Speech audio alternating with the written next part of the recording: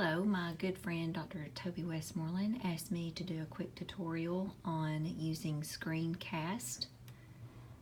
I am going to open up my internet browser. I use a free program called Screencast-O-Matic.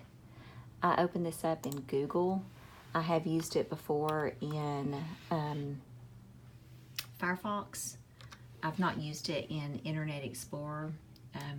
I'm certain you could probably use whichever internet browser you would like to.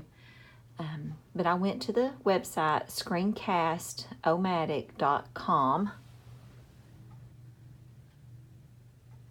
and it pulls up this screen. You do not have to create a login or sign up. You are going to simply click on Launch Recorder. It's going to ask if I want to open Screencast-O-Matic.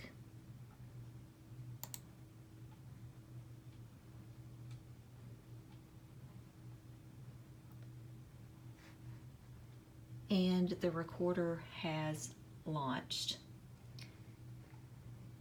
I can change the size area by clicking on and dragging if you're not wanting to get your full screen captured, or you can do a full screen. So I'm going to pull it over to the screen that has the webcam. I can choose to do my screen as it's chosen here. I can change it over to webcam. I can see myself. I'm obviously having to record with the device because I can't record. I couldn't do a tutorial with Screencast-O-Matic to show you how to use it because it turned it off. But anyway, you can record that way. You can choose to do both.